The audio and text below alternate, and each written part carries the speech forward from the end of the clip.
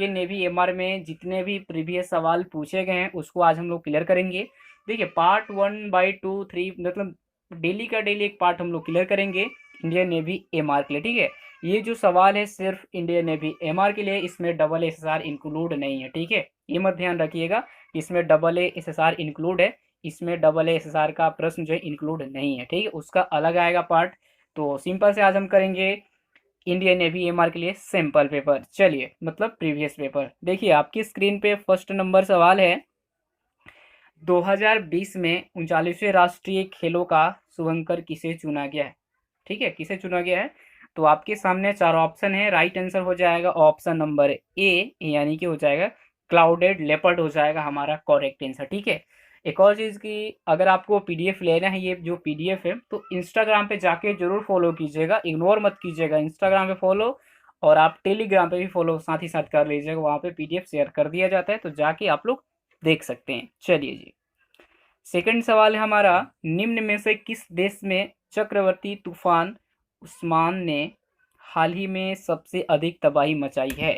Indonesia, Philippines, चीन, Mongolia. Correct answer option B यानी कि हो जाएगा फिलीपींस हमारा, ठीक है। करेक्ट आंसर ऑप्शन बी हो जाएगा यानी कि फिलीपींस हो जाएगा करेक्ट आंसर। चलिए उसके बाद देखिए थर्ड नंबर सवाल है आपकी स्क्रीन पे, संयुक्त राष्ट्र सुरक्षा परिषद की हाल ही में अस्थायी सदस्यता ग्रहण की है। पाकिस्तान, इंडोनेशिया, कजाकिस्तान, दक्षिण अफ्रीका। तो थर्ड का हो जाएगा हमारा करेक्ट आंसर ऑप्शन डी यानी कि दक्षिण अफ्रीका हो जाएगा। देखिए अभी हम लॉकडाउन की वजह से आपको एक्स्ट्रा फैक्ट नहीं बता रहे हैं, क्योंकि देखिए सबसे बड़ी बात है कि हम ड्यू रिकॉर्डर से लिख नहीं पाती है, जो पेन है इस पे हम लिख नहीं पाते, सबसे मतलब बड़ा प्रॉब्लम है, ठीक है। तो जैसे ही लॉकडाउन खत्म होगा, लॉकडाउन खत्म होने के बाद मार्केट कुछ खुल जाएगा, मुझे लगा कि भाई व्हाइट बोर्ड मिल जा रहा है मार्केट में, तो जाके हम फटाफट लाके आपको क्लास को मतलब एक्सप्लेनेशन विथ आपको सारा कराएंगे, ठीक है। चलिए एक्स्ट्रा फैक्ट, अगला सवाल हम लोग का फोर भी इम्पोर्टेंट सवाल है। रमाकांत रमाकांत आचरेकर जिनका हाल ही में निधन हो गया, संबंधित है खेलकूद से, समाज सेवा से, फिल्म उद्योग से या फिर संगीत वादन से। करेक्ट आंसर हो जाएगा ऑप्शन नंबर ए यानी कि खेलकूद से, ठीक है। रमाकांत आचरेकर जो है ये क्या चीज़ से संबंधित है, जिनका भी हाल ही फिलहाल निधन हुआ है, तो ऑप्शन ए हो जाएगा करेक्ट आंसर। देखिए ये प्रीवियस सवाल है, अभी बच्चे सोचेंगे कि अभी निधन कहाँ हो गया, लेकिन अभी नहीं है, जब का सवाल है उस टाइम से कहा जा रहा है, ठीक है। चलिए जी, अगला सवाल है हम लोग का फाइव में। अगला सवाल है क्या, स्टेटर स्टेटर पोल व रोटर पोल के मध्य बनता है। तो आपके सामने चार ऑप्शन हैं, करेक्ट आंसर हो जाएगा ऑप्शन सी यानी कि रीटा इंसन कोड, ठीक है। सॉरी रीटा डेन।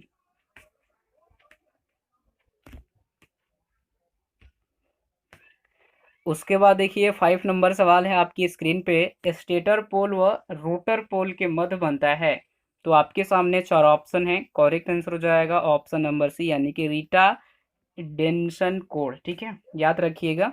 चलिए अगला सवाल है हम लोग का सिक्स में, निम्न में से किस देश ने हाल ही में वृहद विनाशकारी बम H6 के बम्बे, ठीक है, बम्बे का निर्माण किया। तो करेक्ट आंसर हो जाएगा उत्तर कोरिया, दक्षिण कोरिया, रूस, चीन। करेक्ट आंसर ऑप्शन डी यानी कि हो जाएगा हमारा चीन, ठीक है, याद रखिएगा, बहुत ज़्यादा इंपॉर्टेंट सवाल है। चलिए जी, सेवन नंबर सवाल देखते हैं, अमेरिका के निम्नलिखित में से किस देश के साथ सीमा विवाद हाल ही के दिन में चर्चा में आ रहा है या फिर आ रही है। तो कनाडा, मैक्सिको, वेनेजुएला या फिर हो जाएगा ऑप्शन डी में क्यूबा। करेक्ट आंसर हो जाएगा ऑप्शन बी यानी कि मैक्सिको हो जाएगा हमारा करेक्ट आंसर, ठीक है, ध्यान रखिएगा। चलिए जी, एट नंबर सवाल देखिए आपकी स्क्रीन बोर्ड पे है, जितना भी हो सके आप लोग भी कमेंट बॉक्स में कमेंट कीजिएगा। विश्व बैंक के अध्यक्ष जिन्होंने हाल ही में अपने पद से इस्तीफा देने की घोषणा की है। तो करेक्ट आंसर ऑप्शन ए यानी कि जिम यंग किंग, ठीक है।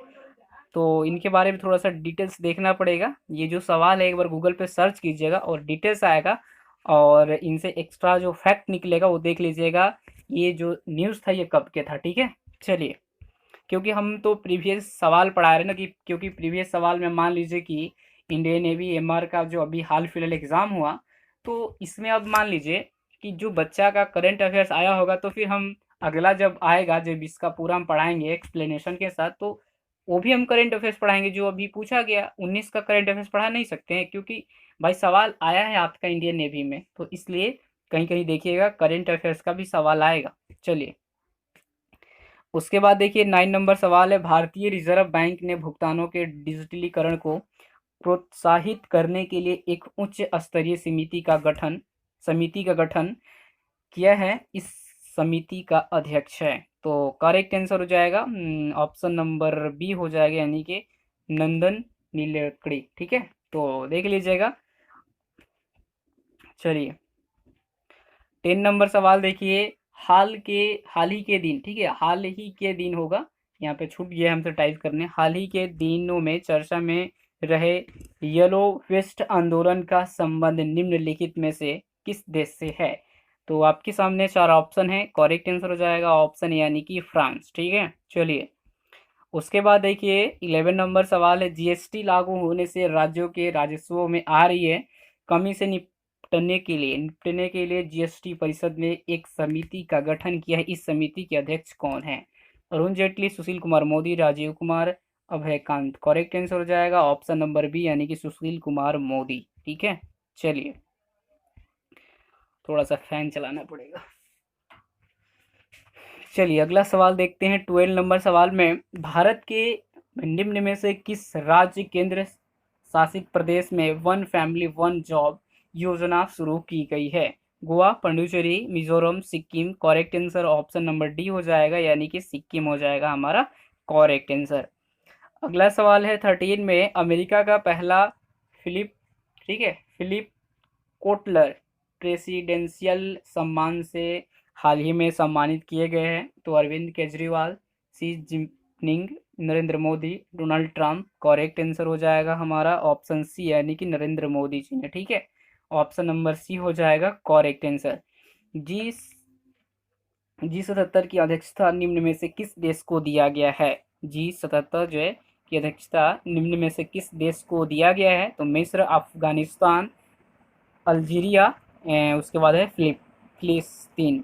तो करेक्ट आंसर हो जाएगा ऑप्शन नंबर डी, यानी कि फिलिस्तीन हो जाएगा करेक्ट आंसर। ठीक है, अब देखिए थोड़ा सा मुझे डाउट लग रहा है यार कि फिलीपींस फिलीपींस या फिलीपींस फिलिस्तीन यही है, देख लीजिएगा वो गूगल पे सर्च करके, शायद ऑप्शन में तो गलती नहीं है ना कहीं। जी सर्च कीजिएगा, जी 77 की अध्यक्षता निम्न में से किस देश को दिया गया है? तो मुझे तो लगता है कि मैंने सही टाइप किया है। ठीक है, तो देख लीजिएगा ऑप्शन डी हो जाएगा करेक्ट आंसर। कहीं कहीं मेरा जो वर्ड है ना सही से काम पता नहीं, कभी इंटर करने पे कभी रॉन्ग मतलब लिख देता है। अगला सवाल है, हाल ही में वैश्विक वैश्विक उड्डयन शिखर सम्मेलन 2019 का आयोजन किया गया था मुंबई में, औरंगाबाद महाराष्ट्र में, हैदराबाद में, बेंगलुरु में। करेक्ट आंसर हो जाएगा हमारा ऑप्शन ए, यानी कि हो जाएगा मुंबई में। ठीक है, देखिए 2019 का सवाल यहाँ पे पूछा गया था। ठीक है, देख सकते हैं। चलिए, उसके बाद देखिए 16 नंबर सवाल है, भारतीय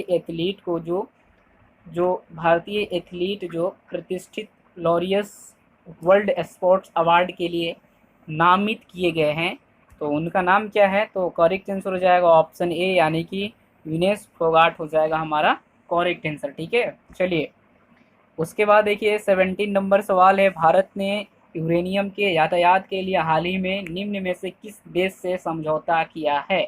डेनमार्क, उज्बेकिस्तान, इस इसराइल इसराइल होगा यहाँ पे, देखिए इसराइल, मलेशिया। करेक्ट आंसर हो जाएगा ऑप्शन बी, यानी कि उज्बेकिस्तान हो जाएगा हमारा करेक्ट आंसर। ठीक है, शायद यहाँ पे इसराइल होगा, देख लीजिएगा ऑप्शन सी में, बट ये सी नहीं होगा, ऑप्शन बी हो जाएगा हमारा करेक्ट आंसर। चलिए, उसके बाद देखिए 80 नंबर सवाल है, निम्न में से किस देश ने कृत्रिम उल्का पिंड की बारिश के लिए हाल ही में माइक्रो सैटेलाइट का प्रक्षेपण किया है?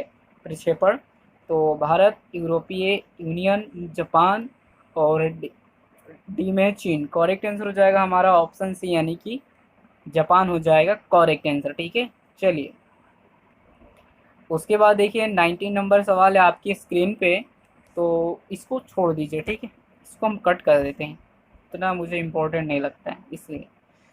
अगला सवाल देखिए, कहीं कहीं फॉल्ट भी होता है ना कहीं कहीं सवाल में। उसके बाद देखिए 20 नंबर सवाल है, निम्न में से किस देश में उच्च मूल्य वर्ग के भारतीय नोट के उपयोग पर प्रतिबंध लगा दिया गया है? नेपाल, मालदीव, श्रीलंका, भूटान। करेक्ट आंसर आपका हो जाएगा ऑप्शन नंबर ए यानी कि नेपाल हो जाएगा करेक्ट आंसर। ठीक है, ध्यान रखिएगा, बहुत ज़्यादा इंपॉर्टेंट सवाल है सारे के सारे, इसमें कोई मतलब ऐसा नहीं कि एक सवाल ही हटा दो। ठीक है, चलिए उसके बाद देखते हैं 21 नंबर सवाल आपकी स्क्रीन बोर्ड पे है। लियांग लियांग लिंगायत समाज के बड़े धर्मगुरु डॉक्टर शिव कुमार स्वामी का हाल ही में निधन हो गया। वे निम्न में से किस मठ के महंत के रूप में ख्याति लब्ध थे? तो करेक्ट आंसर क्या हो जाएगा भाई? ऑप्शन नंबर डी हो जाएगा यानी कि सिंध सिंध गंगा मठ। ठीक है, सिंध गंगा मठ हो जाएगा हमारा करेक्ट आंसर।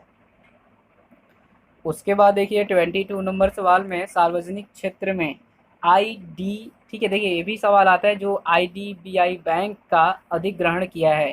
तो करेक्ट आंसर हो जाएगा ऑप्शन नंबर हमारा सी हो जाएगा एलआईसी ने। ठीक है, बहुत ज़्यादा इंपॉर्टेंट सवाल है। देखिए आईसीआईसी बैंक का पिछली बार फुल फॉर्म पूछा गया था, एलआईसी का भी पूछा गया था, एचडीएफसी का नहीं पूछा गया था। तो एलआईसी और आईसीआईसी बैंक का पूछा गया था, तो आईडीबीआई बीआई का भी मतलब पूछा जा सकता है फुल फॉर्म, देख लीजिएगा।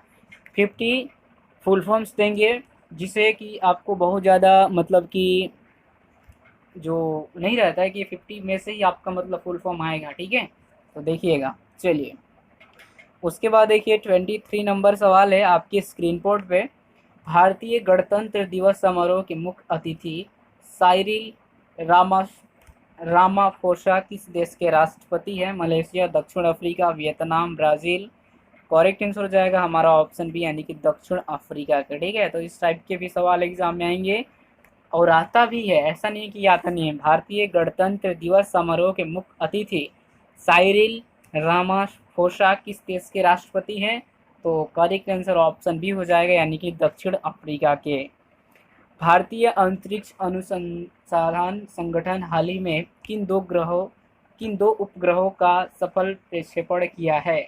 तो आपके सामने चार ऑप्शन हैं। करेक्ट आंसर ऑप्शन सी कला कलाम सैट और माइक्रोसैट आर। ठीक है, तो याद रखिएगा, बहुत ज़्यादा इंपॉर्टेंट है। भारतीय अंतरिक्ष अनुसंधान संगठन हाल ही में दो ग्रह, तो ये आपका हो जाएगा ऑप्शन नंबर सी। ठीक है।